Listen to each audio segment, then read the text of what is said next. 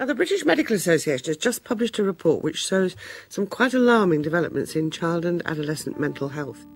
There has been a phenomenal rise in the increase in the prescription of psychiatric drugs to children. There's been a significant increase in the prescribing of drugs such as Ritalin and Prozac. And earlier this month, it was announced that it's okay to prescribe Prozac to 8-year-olds. Are we giving a chemical cosh to kids who are suffering from a whole mass of problems that we're not really getting underneath? Statistically, 1 in 4 people will experience mental health difficulties in the course of 1 year.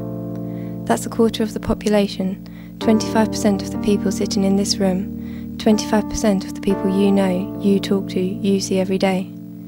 But if one of them told you that they thought they had a problem or that they needed help, would you think of them as a weirdo, an attention seeker, a freak or a psycho? Would you label them with these stereotypes that so many people are labelled with every day? Or would you still think of them as the friend you've known all your life? You should, but would you?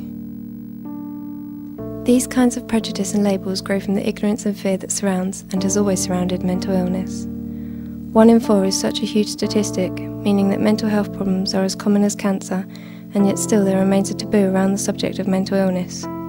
If it affects a quarter of us during a year, and it's probably affecting some of us right now, how come we don't talk about it? I think I first noticed that there was something wrong when my personality and me as a person started to change from what, I recognised. I got very paranoid, very introverted,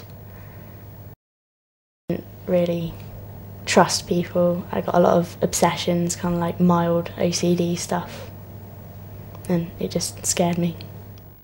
No, there was nothing wrong with me. I didn't feel there was anything wrong with me in that sense. I found out when I had to stop using my buffers, my drink and my drugs. That's when I found out there was something wrong, which when I was about 30, 35. But if you used to ask my ex-wife, and all the ex-friends that I've got, they'll tell you a completely different story, because they lived it. I lived it in one sense, but it's like the eye of the storm, innit, in the hurricane. I'm in the middle of this bloody great big thing, and everything else around me is in the storm. I'm not. I'm safe. I'm safe in the little cocoon of it. And you come out of it and you're looking around you and say, oh, nice day, nothing the matter here. You don't see all the destruction, and you can be that destruction, if that makes sense. I think I have been labelled because I have mental health problems. I don't think people really understand about mental health problems at all sometimes, and so then they do judge and stereotype. Don't ruin it, they say. Don't ruin this. Don't ruin this. Don't let anyone see. Cover up the scars. Cover up the scars. Redo your makeup. Paint on the smiles and the laughs. A mask for the masses. A mask covers all you see, but that's all it is. A cover, a fake. This, everything in this room, a phony cover for the world to see. To believe in the normality, the perfect child in a perfect world. But the real me is the one who ruins it for them, who once they start crying can't stop, once they start screaming will not be quiet. I feel my perfect world closing in around me. I don't know what to do. How do I reach out when there's no hand to hold? Shouldn't they be proud? Life, my problems, help me. They want more lies, more covers, more fakes. Lies and covers for the lies and fakes for the covers, and they say I'm unbalanced, disturbed, a problem child. They're the ones with the issues. They're the ones with the issues. What will the neighbours say? What will the neighbours say?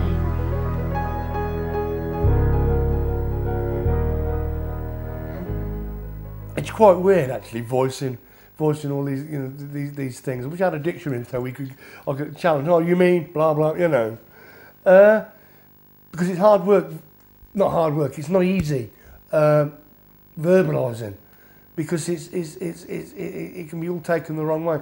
Whoever sees this and thinks I'm a nutter, then that's fine. It's great. But I know when I watch the film, I will be looking for things that are normal, which is everything. The colour, the texture of the thing. Has he got the sound right? I'm not talking about the people. We're talking about the film. Does that make sense? It's not about If anything, what I would like from this is people just to understand that we're no different. I think I have gained some positive experiences out of my mental health problems, but it's difficult to see them, I think, sometimes, because there's been so many bad things as well. I think I wish it hadn't happened, but as it has happened, and because I can't change it, I have had some experiences that I suppose were good and bad, like going into a psychiatric hospital. It wasn't nice, but you know, I met some people in there, and it gives you a different perspective on life, really. Some people don't talk about it, or don't want to talk about it, because they think that they're going to get judged or stereotyped, and they shouldn't have to feel like that.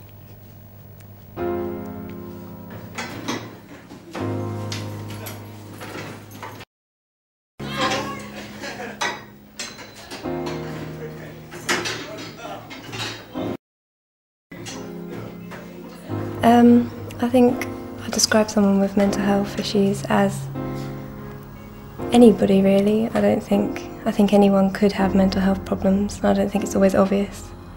I think I was about 12 when I first thought I might have mental health problems. I think that's when sort of physical things that you can measure it by started, like self-harm and stuff like that.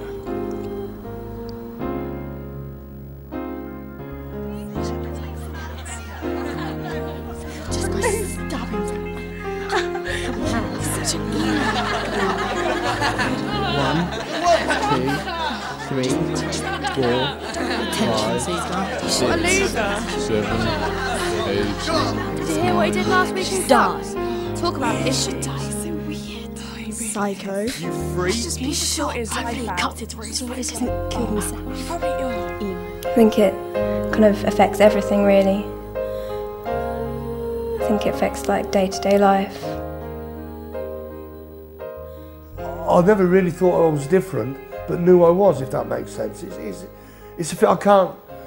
It isn't something that you want to be when you're a kid. You know, I mean, I could give you a violin story. You know, we've all got one. You know, I mean, part of the things I had to come up with is I thought I was instrumental in my father's death and stuff like that at 12. You know, and you hide all that away. You can't. And I never had the confidence or the strength, not the confidence, the strength. I never had the honesty, because it ain't about honesty, I don't think. It's about being lost. So I can blame anything, you know, but I'm not a victim, if that makes sense. I am what I am. Just for everyone to be accepted, for there to be acceptance and a kind of rule out that we're all blubbering wrecks sitting in a corner, because it's far from the truth. Sometimes it's just people that want to talk because they need to.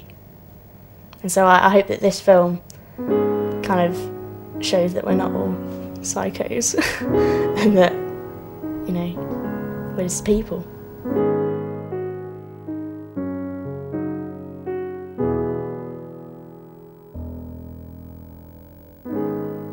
Statistically, 1 in 4 people will experience mental health difficulties in the course of 1 year. That's a quarter of the population, 25% of the people sitting in this room, 25% of the people you know, you talk to, you see every day.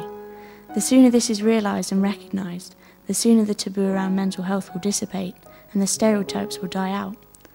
If we eliminate the ignorance and fear surrounding mental health, sufferers will be able to face their problems without the pressure of trying to conform to the image of normality that the media bombards us with every day. What is normal anyway? The darkness you see in a person may not be a darkness they see in themselves. The sooner we realise that normality is a near impossibility in a world that's always changing, growing and adapting, the sooner sufferers can find acceptance. 1 in 4 is such a huge statistic, one that we cannot continue to ignore, and yet the wall of taboo still surrounds the subject of mental health. But the fact is, it affects a quarter of you every year, and is affecting a quarter of you right now. Let's start talking about it.